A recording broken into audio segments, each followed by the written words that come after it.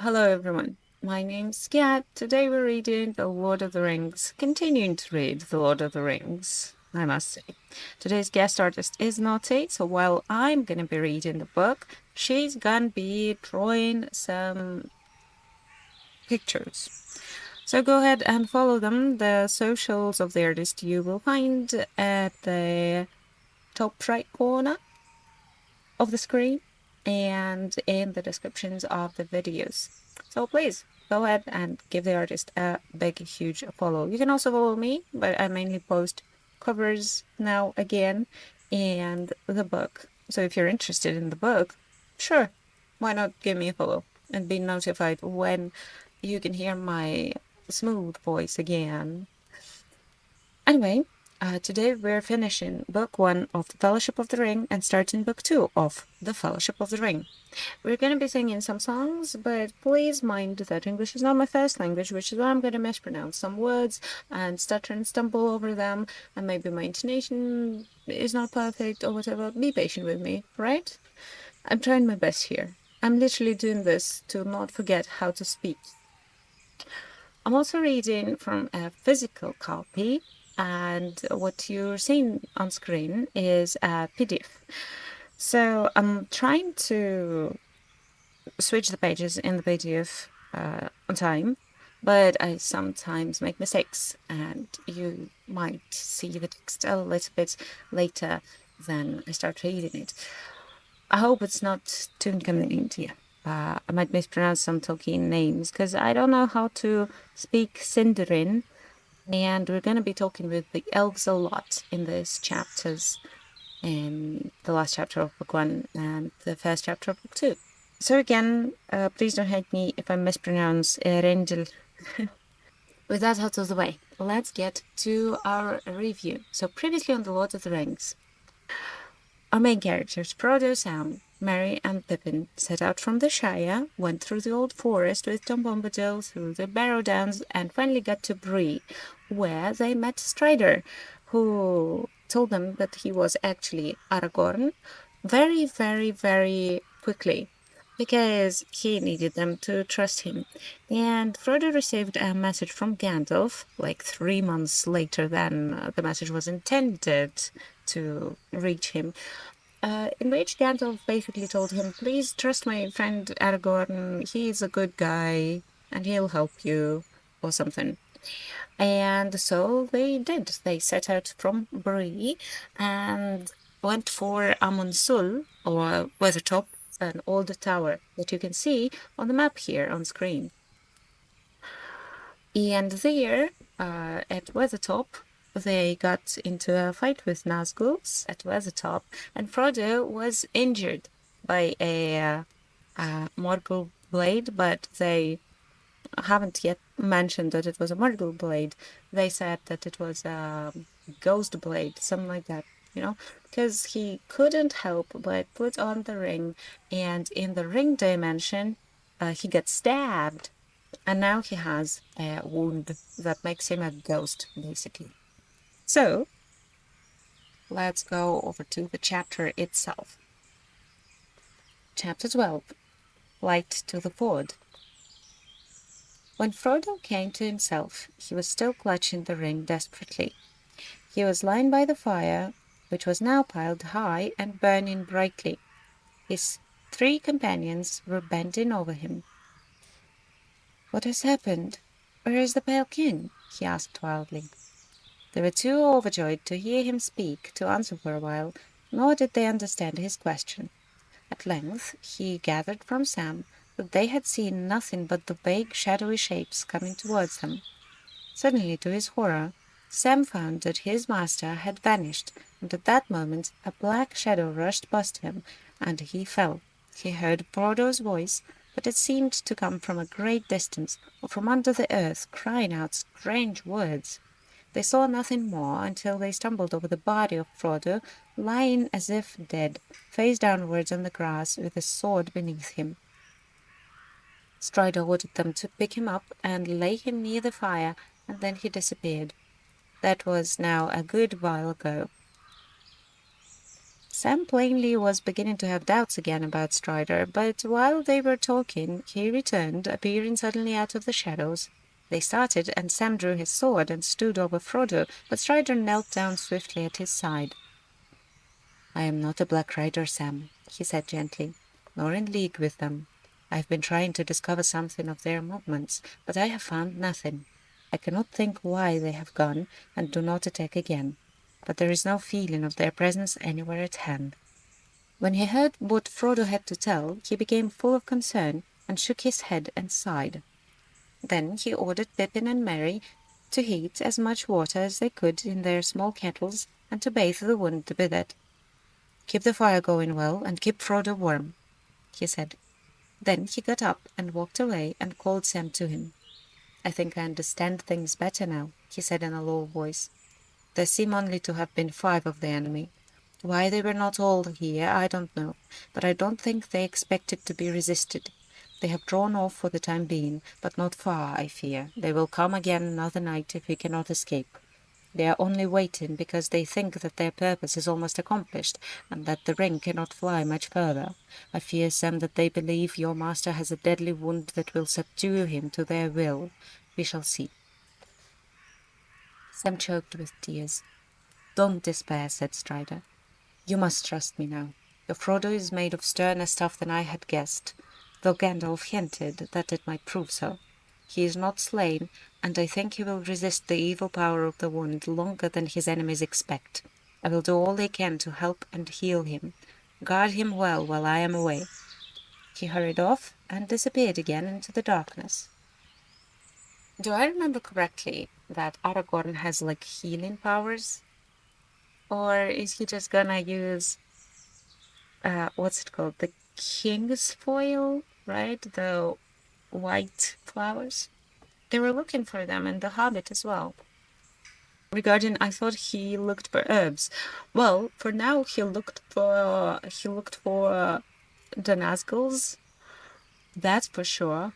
And we shall see whether he did look for herbs or not. I remember reading somewhere that he had like like Steven Universe type of healing powers, like he cries on the wound and it heals or something. Frodo dozed, though the pain of his wound was slowly growing, and a deadly chill was spreading from his shoulder to his arm and side. His friends watched over him, warming him and bathing his wound. The night passed slowly and wearily. Dawn was growing in the sky, and the dell was filling with grey light when Strider at last returned. "Look!" he cried, and stooping, he lifted from the ground a black cloak that had lain there hidden by the darkness. A foot above the lower hem there was a slash. "This was the stroke of Frodo's sword," he said. "They only heard that it did to this enemy. They only heard that it did to his enemy, I fear, for it is unharmed, but all blades perish that pierce the dreadful king. More deadly to him was the name of Elbereth, and more deadly to Frodo was this." He stooped again and lifted up a long, thin knife. There was a cold gleam in it. As Strider raised it, they saw that near the end its edge was notched and the point was broken off. But even as he held it up in the growing light, they gazed in astonishment, for the blade seemed to melt and vanished like a smoke in the air, leaving only the hilt in Strider's hand. "Alas!" he cried. "It was this accursed knife that gave the wound. You now have the skill in healing to match such evil weapons, but I will do what I can."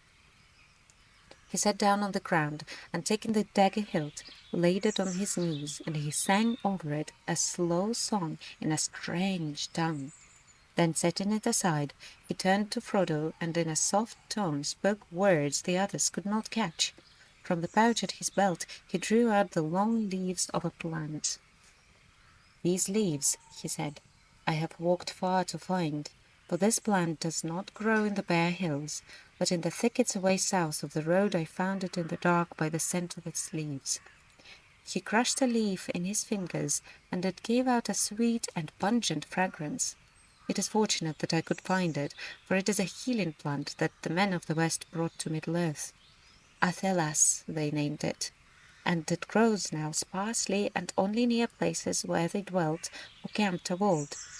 And it is not known in the north except to some of those who wander in the wild. It has great virtues, but over such a wound as this its healing powers may be small. So he did find some herbs, and he also sang an incantation. That's awesome, honestly. So maybe he doesn't have healing powers, but he's a badass. He threw the leaves into boiling water and bathed Frodo's shoulder. The fragrance of the steam was refreshing, and those that were unhurt felt their minds calmed and cleared. The herb had also some power over the wound, for Frodo felt the pain and also the sense of frozen cold lessen in his side. But the life did not return to his arm, and he could not raise or use his hand. He bitterly regretted his foolishness, and reproached himself for weakness of will, for he now perceived that in putting on the ring he obeyed not his own desire, but the commanding wish of his enemies. He wondered if he would remain maimed for life, and how they would now manage to continue their journey. He felt too weak to stand. The others were discussing this very question. They quickly decided to leave Weathertop as soon as possible. "I think now," said Strider, "that the enemy has been watching this place for some days. If Gandalf ever came here, then he must have been forced to ride away, and he will not return. In any case, we are in great peril here after dark, since the attack of last night, and we can hardly meet greater danger wherever we go." As soon as the daylight was full, they had some hurried food and packed. It was impossible for Frodo to walk, so they divided the greater part of their baggage among the four of them and put Frodo on the pony. In the last few days the poor beast had improved wonderfully. It already seemed fatter and stronger, and had begun to show an affection for its new masters, especially for Sam. Bill Ferny's treatment must have been very hard for the journey in the wild to seem so much better than its former life. They started off in a southerly direction. This would mean crossing the road, but it was the quickest way to more wooded country. And they needed fuel, for Strider said that Frodo must be kept warm, especially at night, while fire would be some protection for them all. It was also his plan to shorten their journey by cutting across another great loop of the road. East beyond Weathertop it changed its course and took a wide bend northwards. I am so happy for the pony. I swear to God, the ponies in The Hobbit traumatized me so bad that I am very happy for this pony to find, well, at least something. And do I remember correctly? And in the movies, they called this pony Bill. Actually, I'm not sure if they're going to name this pony Bill after his former master, but still, because I remember when they reach Moria, Sam releases the pony and says, like, go home, Bill, or something. And Strider says, like, don't worry, Bill will find the way home. Where are they sending him, actually? Because I don't want him to go back to Bill Ferny. His treatment was so awful that, like, a couple days just trotting across countryside is better for that pony. That must have been horrendous.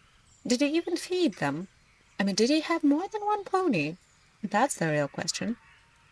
They made their way slowly and cautiously around the southwestern slopes of the hill, and came in a little while to the edge of the road.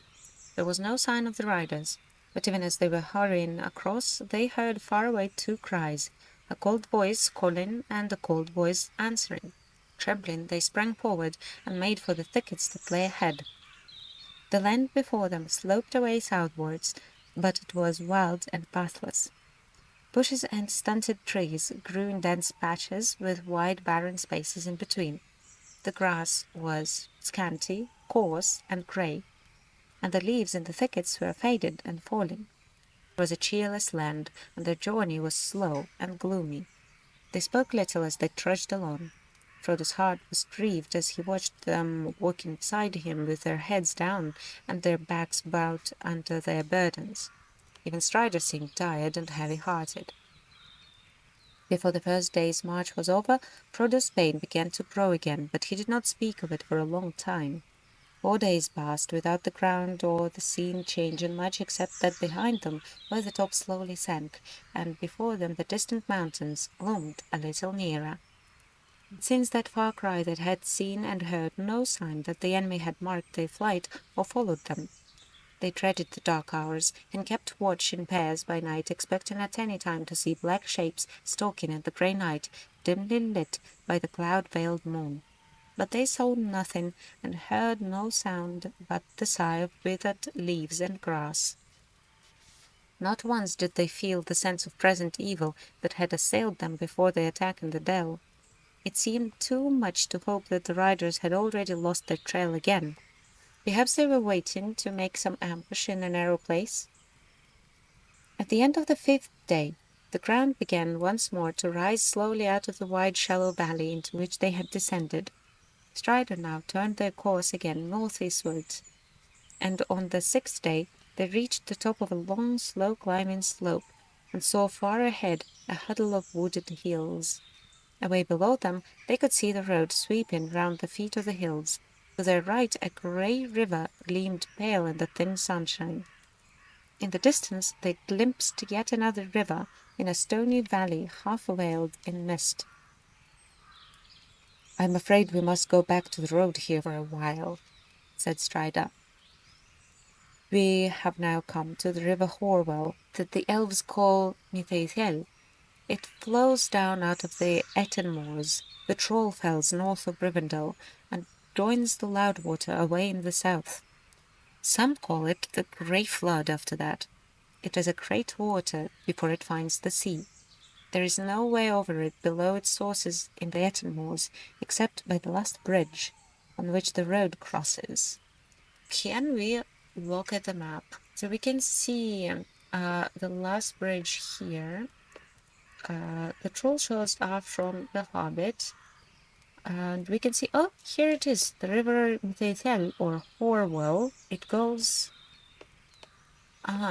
down from the mountains. It goes down through Rudair and it crosses the East Road. Strider says that it goes to the sea. Let me see. Well, it goes over Hallin, Eregion. I'm not sure. And then it goes to, yes, here it is, Grey Flood. It goes right next to it, but there are still 2 rivers? Or maybe it's just so wide because it becomes one river. Okay, yes, and here it meets the sea in Land Dyer. Oh my god, look at this. This is the River Eisen. They're taking the hobbits to Isengard. To Isengard. To Isengard. Let's get back to the text. "What is that other river we can see far away there?" asked Meg. "That is Loudwater, the Bruinen of Rivendell," answered Strider. "The road runs along the edge of the hills for many miles from the bridge to the ford of Bruinen. But I have not yet thought how we shall cross that water, one river at a time. We shall be fortunate indeed if we do not find the last bridge held against us." Next day, early in the morning, they came down again to the borders of the road. Sam and Strider went forward, but they found no sign of any travellers or riders. Here under the shadow of the hills there had been some rain. Strider judged that it had fallen 2 days before and had washed away all footprints. No horseman had passed since then, as far as he could see. They hurried along with all the speed they could make, and after a mile or 2 they saw the last bridge ahead, at the bottom of a short, steep slope. They dreaded to see black figures waiting there, but they saw none. Strider made them take cover in the thicket at the side of the road, while he went forward to explore. Before long he came hurrying back. "I can see no sign of the enemy," he said, "and I wonder very much what that means. But I have found something very strange." He held out his hand and showed a single pale green jewel. "I found it in the mud in the middle of the bridge," he said. "It is a beryl, an elf stone. Whether it was set there or let fall by chance, I cannot say, but it brings hope to me. I will take it as a sign that we may pass the bridge, but beyond that I dare not keep to the road without some clearer token. At once they went on again. They crossed the bridge in safety, hearing no sound but the water swirling against its three great arches.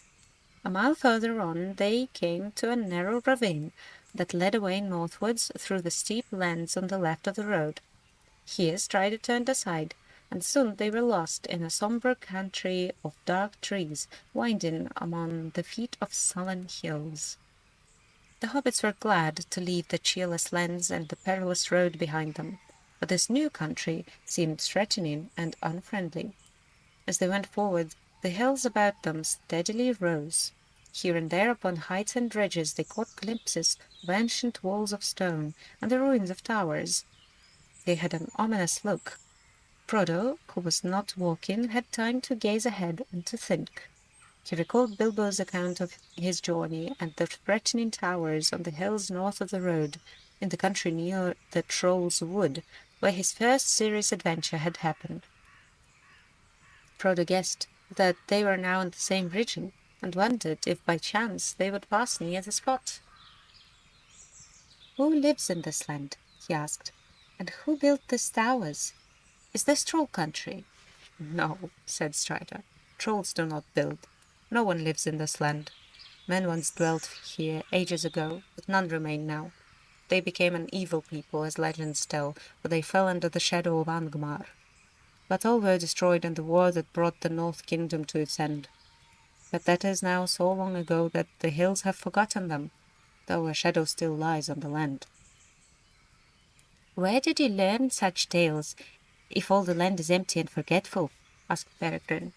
"The birds and beasts do not tell tales of that sort." "The heirs of Elendil do not forget all things past," said Strider. "And many more things than I can tell are remembered in Rivendell." "Have you often been to Rivendell?" said Frodo. "I have," said Strider. "I dwelt there once, and still I return when I may. There my heart is, but it is not my fate to sit in peace, even in the fair house of Elrond." The hills now began to shut them in. The road behind held on its way to the river Bruinen. Both were now hidden from view. The travellers came into a long valley, narrow, deeply cloven, dark and silent. Trees with old and twisted roots hung over cliffs and piled up behind into mountain slopes of pine wood. The hobbits grew very weary. They advanced slowly, for they had to pick their way through a pathless country encumbered by fallen trees and tumbled rocks. As long as they could, they avoided climbing for Frodo's sake, and because it was in fact difficult to find any way out of the narrow dales. They had been 2 days in this country when the weather turned wet. The wind began to blow steadily out of the west and pour the water of the distant seas and the dark heads of the hills in fine drenching rain. By nightfall they were all soaked, and their camp was cheerless, for they could not get any fire to burn. The next day the hills rose still higher and steeper before them, and they were forced to turn away northwards out of their course. Strider seemed to be getting anxious. They were nearly 10 days out from Weathertop, and their stock of provisions was beginning to run low. It went on raining. That night they camped on a stony shelf with a rock wall behind them, in which there was a shallow cave, a mere scoop in the cliff. Frodo was restless. The cold and wet had made his wound more painful than ever, and the ache and sense of deadly chill took away all sleep.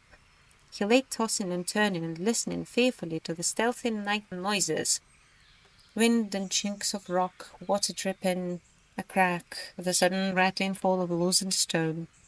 He felt that black shapes were advancing to smother him, but when he sat up, he saw nothing but the back of Strider sitting hunched up, smoking his pipe and watching.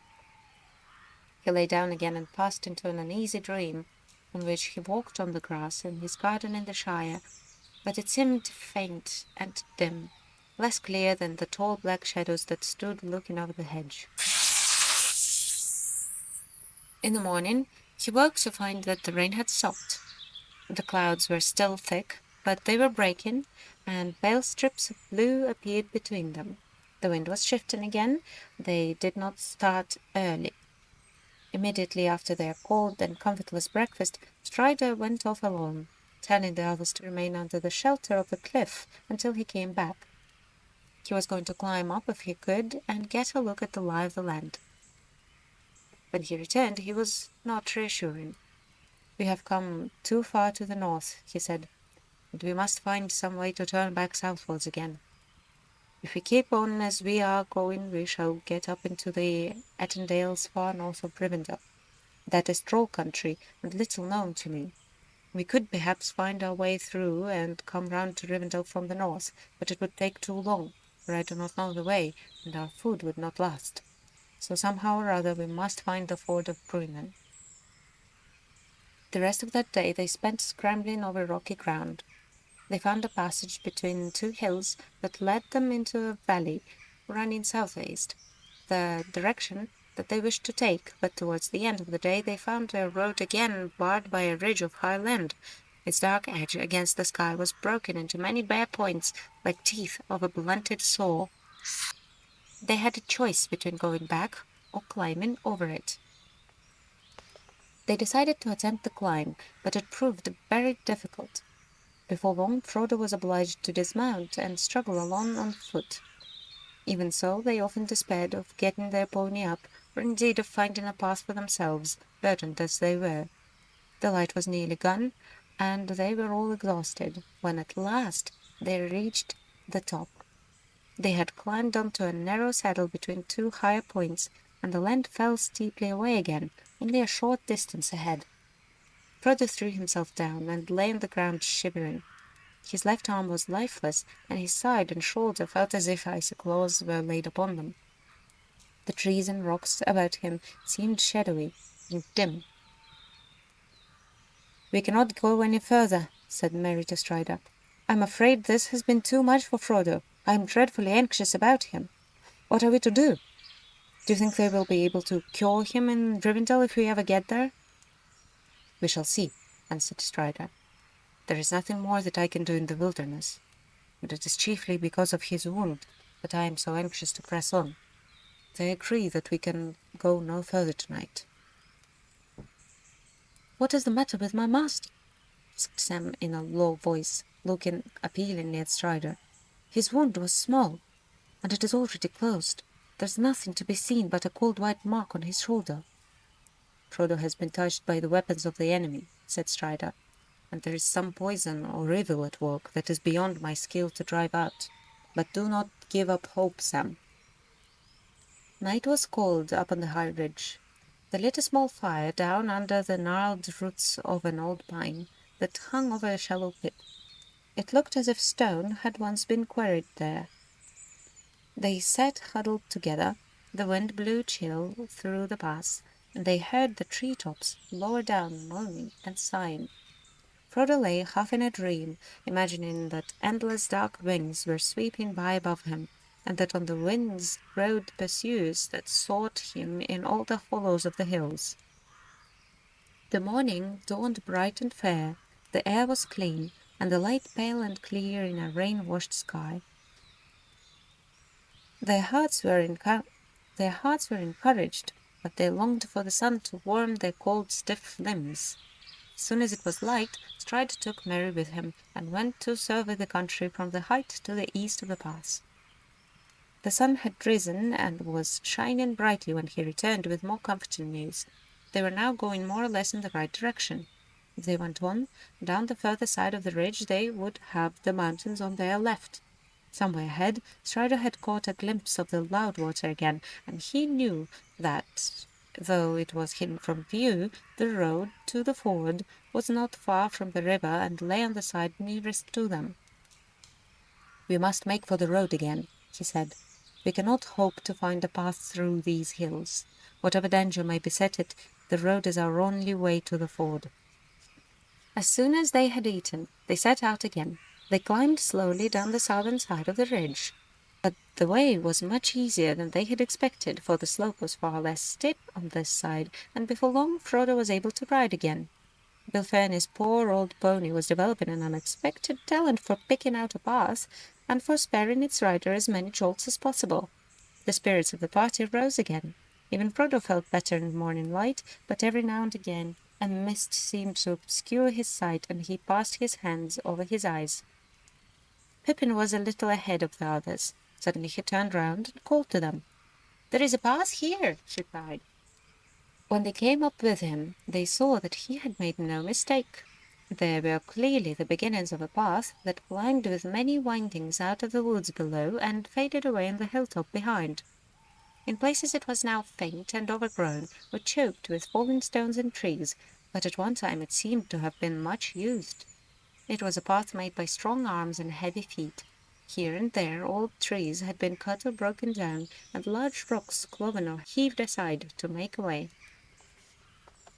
They followed the track for some while, for it offered much the easiest way down, but they went cautiously, and their anxiety increased as they came into the dark woods, and the path grew plainer and broader. Suddenly coming out of a belt of fir trees, it ran steeply down a slope and turned sharply to the left round the corner of a rocky shoulder of the hill. When they came to the corner, they looked round and saw that the path ran on over a level strip under the base of a low cliff overhung with trees. In the stony wall there was a door hanging crookedly ajar upon one great hinge. Outside the door they all halted. There was a cave or rock chamber behind, but in the gloom inside nothing could be seen. Strider, Sam, and Mary, pushing with all their strength, managed to open the door a little wider, and then Strider and Mary went in. They did not go far, for on the floor lay many old bones, and nothing else was to be seen near the entrance except some great empty jars and broken pots. "Surely this is a troll hole, if ever there was one," said Pippin. "Come out, you two, and let us get away. Now we know who made the path, and we had better get off it quick."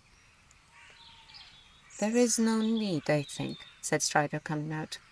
"It is certainly a troll hole, but it seems to have been long forsaken. I don't think we need to be afraid. But let us go on down warily, and we shall see."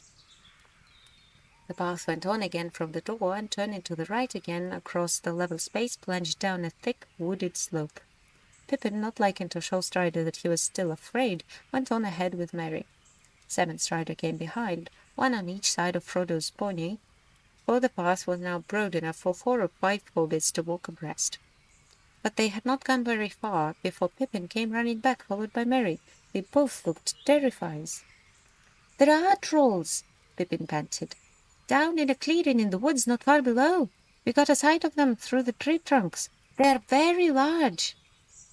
"We will come and look at them," said Strider, picking up a stick. Frodo said nothing, but Sam looked scared. The sun was now high, and it shone down through the half-stripped branches of the trees and lit the clearing with bright patches of light. They halted suddenly on the edge and peered through the tree trunks, holding their breath. There stood the trolls, 3 large trolls. One was stooping, and the other 2 stood staring at him. Strider walked forward unconcernedly. "Get up, old stone," he said, and broke his stick upon the stooping troll. Nothing happened. There was a gasp of astonishment from the hobbits, and then even Frodo laughed. "Well," he said, "we are forgetting our family history. These must be the very 3 that were caught by Gandalf quarreling over the right way to cook 13 dwarves and 1 hobbit." "I had no idea we were anywhere near the place," said Pippin. He knew the story well. Bilbo and Frodo had told it often, but as a matter of fact he had never more than half believed it. Even now he looked at the stone trolls with suspicion, wondering if some magic might not suddenly bring them to life again. "You are forgetting not only your family history, but all you ever knew about trolls," said Strider. "It is broad daylight with a bright sun, and yet you come back trying to scare me with a tale of live trolls waiting for us in this glade. In any case, you might have noticed that one of them has an old bird's nest behind his ear. That would be a most unusual ornament for a live troll." They all laughed. Frodo felt his spirits reviving. The reminder of Bilbo's first successful adventure was heartening. The sun, too, was warm and comforting, and the mist before his eyes seemed to be lifting a little. They rested for some time in the glade and took their midday meal right under the shadow of the troll's large legs. "Won't somebody give us a bit of a song while the sun is high?" said Merry when they had finished. "We haven't had a son or tail for days." "Not since Weathertop," said Frodo. The others looked at him. "Don't worry about me," he added. "I feel much better, but I don't think I could sing. Perhaps Sam could dig something out of his memory." "Come on, Sam," said Merry. "There's more sword in your head than you let on about." "I don't know about that," said Sam. "But how would this suit? It ain't what I call proper poetry, if you understand me. Just a bit of nonsense. But these old images here brought it to my mind." Standing up with his hands behind his back as if he was at school, he began to sing to an old tune. Troll sat alone on a seat of stone, and munched and mumbled a bare old bone. For many a year it nodded near, for meat was hard to come by, done by, gone by. In a cave in the hills he dwelt alone, and meat was hard to come by. Up came Tom with his big boots on. Said he to Troll, "Pray, what is yon? For it looks like the shin of min Uncle Tim, and should be a line in graveyard, caveyard, paveyard. This many a year has Tim been gone, and I thought he were lying in graveyard." "My lad," said Troll, "this bone I stole, but what be bones that lie in a hole? Thine uncle's dead as a lump o' lead, afore I found this shin bone. Thin bone, thin bone, ye can spare a share for a poor Troll, for he don't need his shin bone." Said Tom, "I don't see why the likes of thee, without axe and knife, should go making free with the shank of the shin on my father's skin. So hand the old bone over, over, trover, though daddy be belongs to he. So hand the old bone over for a couple of princess trolls and grins. I'll eat thee too and know thy shins. A bit of fresh meat will go down sweet. I'll try my teeth on thee now. He now, see now, I'm tired of gnawing old bones and skins. I've a mind to dine on thee now. But just as he thought his dinner was cold, he found his hands had hold on naught. Before he could mind, Tom slipped behind and gave him the bottle on him, won him, done him. A bump of the bud on the seat, Tom thought, would be the way to on him. But harder than stone is the flesh and bone of a troll that sits in the hills alone. As well set your boat to the mountain's root, for the seed of a troll don't feel it, peel it, heal it. Old Troll laughed when he heard Tom groan, and he knew his toes could feel it. Tom's leg is game since home he came, and his bootless fault is lust in lane. But Troll don't care, and he's still there, with the bone he boned from its owner. Donor, boner, Troll's old seat is still the same, and the bone he boned from its owner. "Well, that was a warning to us all," laughed Mary. "It is as well you used a stick and not your hand, Strider." "Where did you come by that, Sam?" asked Pippin. "I've never heard those words before." Sam muttered something inaudible. "It's out of his own head, of course," said Frodo. "I'm learning a lot about Sam Gamgee on this journey. First he was a conspirator, now he's a jester. He'll end up by becoming a wizard. Or a warrior." "I hope not," said Sam. "I don't want to be neither." In the afternoon they went on down the woods. They were probably following the very track that Gandalf, Bilbo, and the dwarfs had used many years before. After a few miles they came out on the top of a high bank above the road. At this point, the road had left the Horwell far behind in its narrow valley and now clung close to the feet of the hills, rolling and winding eastwards among woods and heather-covered slopes towards the ford and the mountains. Not far down the bank, Strider pointed out a stone in the grass. On it, roughly cut and now much weathered, could still be seen dwarf runes and secret marks. "There," said Mary. "That must be the stone that marked the place where the troll's gold was hidden. How much is left of Bilbo's share, I wonder, Frodo?" Frodo looked at the stone and wished that Bilbo had brought home no treasure more perilous, nor less easy to part with. "None at all," he said. "Bilbo gave it all away. He told me he did not feel it was really his, as it came from robbers." The road lay quiet under the long shadows of early evening. There was no sign of any other travellers to be seen. As there was now no other possible course for them to take, they climbed down the bank, and turning left, went off as fast as they could. Soon a shoulder of the hills cut off the light of the fast westering sun. A cold wind flowed down to meet them from the mountains ahead. They were beginning to look out for a place off the road where they could camp for the night when they heard a sound that brought sudden fear back into their hearts, the noise of hoofs behind them. They looked back, but they could not see far because of the many windings and rollings of the road. As quickly as they could, they scrambled off the beaten way and up into the deep heather and bilberry brushwood on the slopes above, until they came to a small patch of thick growing hazels. As they peered out from among the bushes, they could see the road, faint and grey in the failing light, some 30 feet below them. The sound of hoofs drew nearer. They were going fast with a light clippity-clippity-clip. Then, faintly, as if it was blown away from them by the breeze, they seemed to catch a dim ringing, as of small bells tinkling. "That does not sound like a Black Rider's horse," said Frodo, listening intently. The other hobbits agreed hopefully that it did not, but they all remained full of suspicion.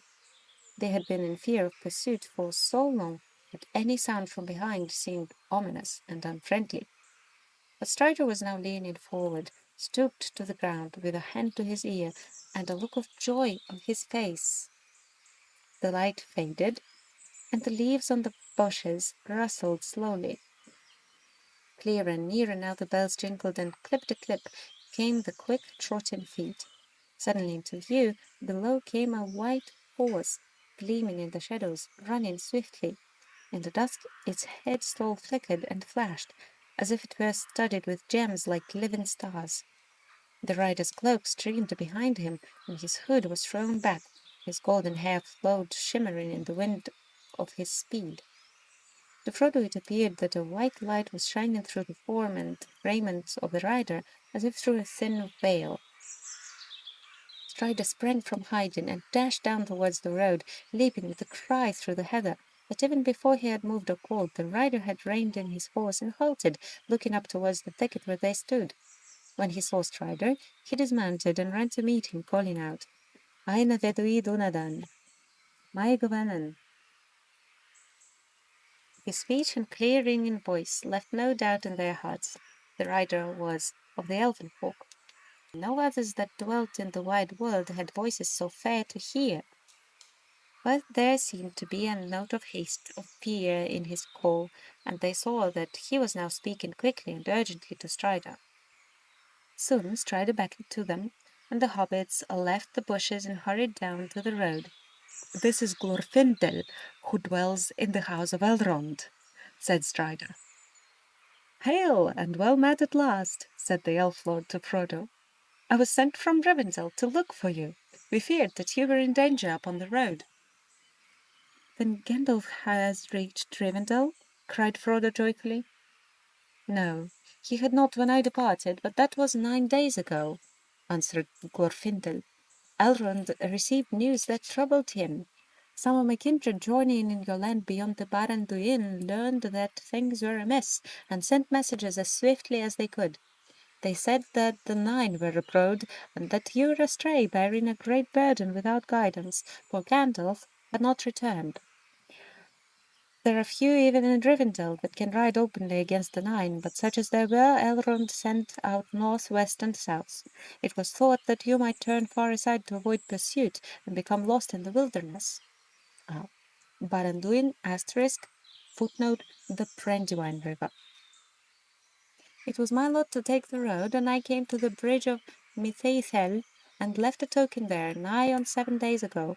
3 of the servants of Sauron were upon the bridge, but they withdrew, and I pursued them westward. I came also upon 2 others, but they turned away southward. Since then I have searched for your trail. 2 days ago I found it and followed it over the bridge, and today I marked where you descended from the hills again. But come, there is no time for further news. Since you are here, we must risk the peril of the road and go. There are 5 behind us, and when they find your trail upon the road, they will ride after us like the wind. And they are not all. Where the other 4 may be, I do not know. I fear that we may find the ford is already held against us. While Glorfindel was speaking, the shades of evening deepened. Frodo felt a great weariness come over him. Ever since the sun began to sink, the mist before his eyes had darkened, and he felt that a shadow was coming between him and the faces of his friends. Now pain assailed him, and he felt cold. He swayed, clutching at Sam's arm. "My master is sick and wounded," said Sam uneasily.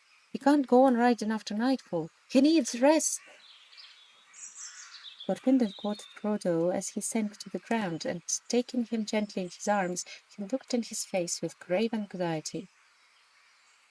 Briefly, Strider told of the attack on their camp and the Weathertop, and of the deadly knife. He drew out the hilt, which he had kept, and handed it to the elf. Glorfindel shuddered as he took it, but he looked intently at it. "There are evil things written on this hilt," he said, "though maybe your eyes cannot see them. Keep it, Aragorn, till we reach the house of Elrond. But be wary, and handle it as little as you may. Alas, the wounds of this weapon are beyond my skill to heal. I will do what I can, but all the more do I urge you now to go on without rest." He searched the wound on Frodo's shoulder with his fingers, and his face grew graver, as if what he learned disquieted him. But Frodo felt the chill lessen in his side and arm, a little warmth crept down from his shoulder to his hand, and the pain grew easier. The dusk of evening seemed to grow lighter about him, as if a cloud had been withdrawn. He saw his friends' faces more clearly again, and a measure of new hope and strength returned. "You shall ride my horse," said Glorfindel. "I will shorten the stirrups up to the saddle skirts, and you must sit as tight as you can. But you need not fear. My horse will not let any rider fall that I command him to bear. His pace is light and smooth, and if danger presses too near, he will bear you away with a speed that even the black steeds of the enemy cannot rival." "No, he will not," said Frodo. "I shall not ride him, if I am to be carried off to Rivendell or anywhere else, leaving my friends behind in danger." Glorfindel smiled. "I doubt very much," he said, "if your friends would be in danger if you were not with them. The pursuit would follow you and leave us in peace, I think. It is you, Frodo, and that which you bear, which brings us all in peril." To that Frodo had no answer, and he was persuaded to mount Glorfindel's white horse. The pony was laden instead with a great part of the other's burdens, so that they now marched lighter, and for a time made good speed. But the hobbits began to find it hard to keep up with the swift, tireless feet of the elf. On he led them into the mouth of darkness, and still on under the deep clouded night. There was neither star nor moon. Not until the grey of dawn did he allow them to halt. Pippin, Merry, and Sam were by that time nearly asleep on their stumbling legs, and even Strider seemed by the sag of his shoulders to be weary. Frodo sat upon the horse in a dark dream. They cast themselves down in the heather a few yards from the roadside, and fell asleep immediately. They seemed hardly to have closed their eyes when Glorfindel, who had set himself to watch while they slept, awoke them again. The sun had now climbed far into the morning, and the clouds and mists of the night were gone. "Drink this," said Glorfindel to them, pouring for each in turn a little liquor from his silver-studded flask of leather. It was clear as spring water and had no taste and it did not feel either cool or warm in the mouth, but strength and vigor seemed to flow into all their limbs as they drank it. Eaten after that draught, the stale bread and dried fruit, which was now all they had left, seemed to satisfy their hunger better than many a good breakfast in the Shire had done. They had rested rather less than 5 hours when they took to the road again. Glorfindel still urged them on, and only allowed 2 brief halts during the day's march. In this way they covered almost 20 miles before nightfall, and came to a point where the road bent right and ran down towards the bottom of the valley, now making straight for the Brunnen. So far there had been no sign or sound of pursuit that the hobbits could see or hear. But often Glorfindel would halt and listen for a moment if they lagged behind, and a look of anxiety clouded his face. Once or twice he spoke to Strider in the elf tongue. But however anxious their guides might be, it was plain that the hobbits could go no further that night. They were stumbling along dizzy with weariness and unable to think of anything but their feet and legs. Frodo's pain had redoubled, and during the day things about him faded to shadows of ghostly grey. He almost welcomed the coming of night, for then the world seemed less pale and empty. The hobbits were still weary when they set out again early next morning. There were many miles yet to go between them and the ford, and they hobbled forward at the best pace they could manage. "Our peril will be greatest just ere we reach the river," said Glorfindel, "for my heart warns me that the pursuit is now swift behind us, and other danger may be waiting by the ford." The road was still running steadily downhill, and there was now in places much grass at either side, in which the hobbits walked when they could to ease their tired feet. In the late afternoon they came to a place where the road went suddenly under the dark shadow of tall pine trees, and then plunged into a deep cutting with steep, moist walls of red stone. Echoes ran along as they hurried forward, and there seemed to be a sound of many footfalls following their own. All at once, as if through a gate of light, the road ran out again from the end of the tunnel into the open. There, at the bottom of a sharp incline, they saw before them a long, flat mile, and beyond that the ford of Rivendell. On the further side was a steep brown bank, threaded by a winding path, and behind that the tall mountains climbed, shoulder above shoulder, and peak beyond peak, into the fading sky. There was still an echo as of following feet in the cutting behind them, a rushing noise as if a wind were rising and pouring through the branches of the pines. One moment Glorfindel turned and listened. Then he sprang forward with a loud cry. "Fly!" he called. "Fly! The enemy is upon us!" The white horse leaped forward. The hobbits ran down the slope. Glorfindel and Strider followed as rearguard. They were only halfway across the flat when suddenly there was a noise of horses galloping. Out of the gate and the trees that they had just left rode a black rider. He reined his horse in and halted, swaying in his saddle. Another followed him, and then another, then again 2 more. "Ride forward! Ride!" cried Glorfindel to Frodo. He did not obey at once, for a strange reluctance seized him. Checking the horse to a walk, he turned and looked back. The riders seemed to sit upon their great steeds like threatening statues upon a hill, dark and solid, while all the woods and land about them receded as if into a mist. Suddenly he knew in his heart they were silently commanding him to wait. Then at once fear and hatred awoke in him. His hand left the bridle and gripped the hilt of his sword, and with a red flash he drew it. "Ride on! Ride on!" cried Glorfindel, and then loud and clear he called to the horse in the elf tongue, "Norlin, Norlim, Asfaloth!" At once the white horse sprang away and sped like the wind along the last lap of the road. At the same moment the black horses leaped down the hill in pursuit, and from the riders came a terrible cry, such as Frodo had heard filling the woods with horror in the Eastpath and far away. It was answered, and to the dismay of Frodo and his friends, out from the trees and rocks away on the left 4 other riders came flying. Two rode towards Frodo. Two galloped madly towards the ford to cut off his escape. They seemed to him to run like the wind and to grow swiftly larger and darker as their courses converged with his. Frodo looked back for a moment over his shoulder. He could no longer see his friends. The riders behind were falling back. Even their great steeds were no match in speed for the white elf horse of Glorfindel. He looked forward again, and hope faded. There seemed no chance of reaching the ford before he was cut off by the others that had lain in ambush. He could see them clearly now. They appeared to have cast aside their hoods and black cloaks, and they were robed in white and grey. Swords were naked in their pale hands, helms were on their heads, their cold eyes glittered, and they called to him with fell voices. Fear now filled all Frodo's mind. He thought no longer of his sword. No cry came from him. He shut his eyes and clung to the horse's mane. The wind whistled in his ears, and the bells upon the harness rang wild and shrill. A breath of deadly cold pierced him like a spear. As with the last spurt, like a flash of white fire, elf horse speeding as if on wings, passing right before the face of the foremost rider. Frodo heard the splash of water. It foamed about his feet. He felt the quick heave and surge as the horse left the river and struggled up the stony path.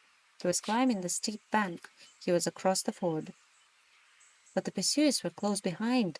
At the top of the bank, the horse halted and turned about neighing fiercely. There were 9 riders at the water's edge below, and Frodo's spirit quailed before the threat of their uplifted faces. He knew of nothing that would prevent them from crossing as easily as he had done, and he felt that it was useless to try to escape over the long uncertain path from the ford to the edge of Rivendell if once the riders crossed. In any case, he felt that he was commanded urgently to halt. Hatred again stirred in him, but he had no longer the strength to refuse. Suddenly, the foremost rider spurred his horse forward. It checked at the water and reared up. With a great effort, Frodo sat upright and brandished his sword. "Go back!" he cried. "Go back to the land of Mordor and follow me no more!" His voice sounded thin and shrill in his own ears. The riders halted, but Frodo had not the power of Bombadil. His enemies laughed at him with a harsh and chilling laughter. Come back, they called. "To Mordor we will take you." "Go back," he whispered. They ring, they cried with deadly voices, and immediately their leader urged his horse forward into the water, followed closely by 2 others. "By Elbereth and Luthien the Fair," said Frodo with a last effort, lifting up his sword, "you shall have neither the ring nor me." Then the leader, who was now half across the ford, stood up menacing in his stirrups and raised up his hand. Frodo was stricken dumb. He felt his tongue cleave to his mouth and his heart laboring. His sword broke and fell out of his shaking hand. The elf horse reared and snorted. The foremost of the black horses had almost set foot upon the shore. At that moment there came a roaring and a rushing, a noise of loud waters rolling many stones. Dimly Frodo saw the river below him rise, and down along its course there came a plumed cavalry of waves. White flames seemed to Frodo to flicker on their crests, and he half fancied that he saw amid the water white riders upon white horses with frozen manes. The 3 riders that were still in the midst of the ford were overwhelmed. They disappeared, buried suddenly under angry foam. Those that were behind drew back in dismay. With his last wailing senses, Frodo heard cries, and it seemed to him that he saw, beyond the riders that hesitated on the shore, a shining figure of white light, and behind it ran small shadowy forms waving flames that flared red in the grey mist that was falling over the world. The black horses were filled with madness, and leaping forward in terror, they bore their riders into the rushing flood. Their piercing cries were drowned in the roaring of the river as it carried them away.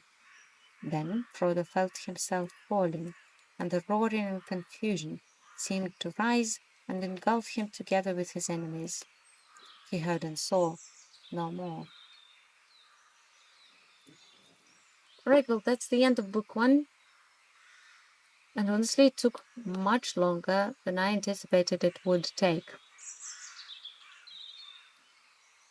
I liked it though very much. I like that it had these uh, cute moments, heartfelt moments, the song of Sam, but it also had pursuit and danger, and it was anxiety inducing to read through the pursuit of Nazgul's. It was. It was so good to see Glorfindel. He is one of the most beloved characters by the whole fandom, I think. Although I'm not sure why, but I got infected with the love of for Glorfindel. He is really, really cool. Yeah, this is me. This is me, and I am begging y'all to let me sleep. I'm not sure if I am actually going to sleep anymore yet, but I probably am because I'm not feeling that good.